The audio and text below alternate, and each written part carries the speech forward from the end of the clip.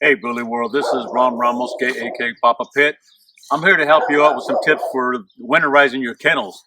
As you all know, in California, we have extreme changes in weather. We go from hot to cold. So I know a lot of people that want to put in blankets inside their kennels and stuff, and the dogs have a tendency to tear them up, shred them, and make a mess inside your kennels.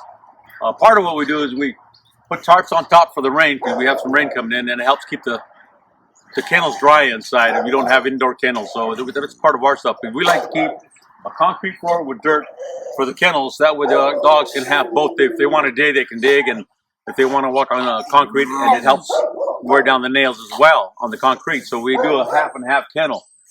And also we put straw in them, and the straw acts as a weather proofing on the dogs so that they have some place to stay warm in the winter. It's good to a certain amount of degrees. Now, if it gets beyond, for example, beyond freezing, then you want to bring your dogs in where it's going to be much warmer. But up until that point, the straw works fantastic. So what we're going to do today is we're going to go out and get some more straw because they have a tendency to pack the straw down, and we want to make sure that it's nice and fluffy. So we're going to head on out to the feed store, get a new bale of straw, and repack the kennels. I hope this helps you and keeps your dog nice and toasty.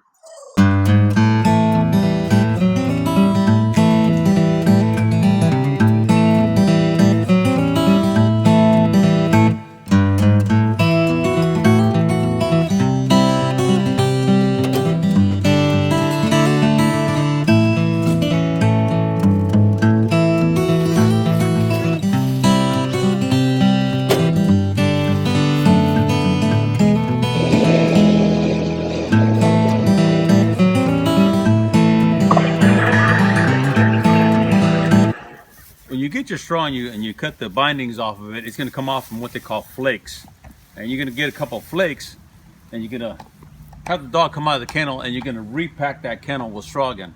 What's important is that you get straw that is not too badly broken up. You want it to have nice long shafts on it. And what happens is this acts as a conductor of heat. The dogs will get this and they warm up the air inside this, and it becomes a conduction of heat, and it keeps the dogs warm in the winter. So next step, we're going to take that dog out of there and we're going to load that up with some straw.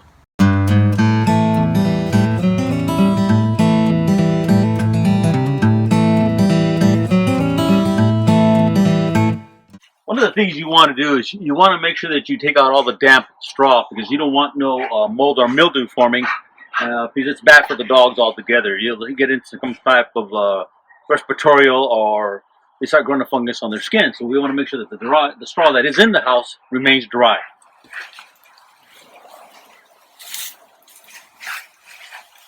Go ahead and fluff it up a little bit.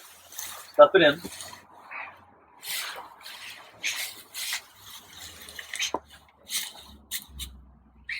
Get a little flake.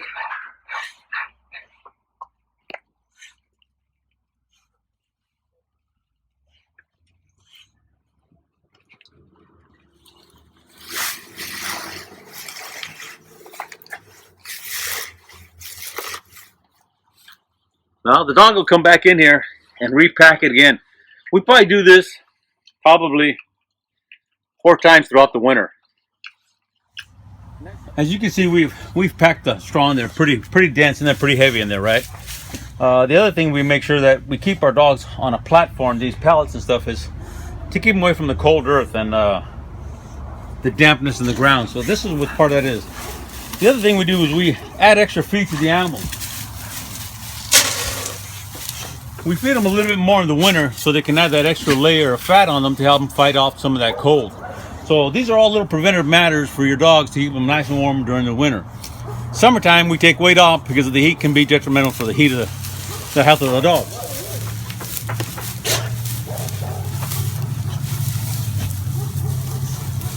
And as you can see, she loves her house. Nice and toasty warm. She loves what she gets in there. Ramos is Perfina, one win away from being a grand champion. Hey, baby girl. There she is, all comfy in her new straw. I want to thank you for watching this tip here from Papa Pitt's Tips. Don't forget to subscribe and recommend to friends. And please leave comments at the bottom. Any suggestions that you would like to see about dogs. We're going to continue this series with Papa Pitt TV. And hopefully it's going to give you guys a lot of insight on small things and economical ways to make your kennel much more efficient and better and healthier dogs. We're here for the animals, and again, Papa Pitt, thank you very much.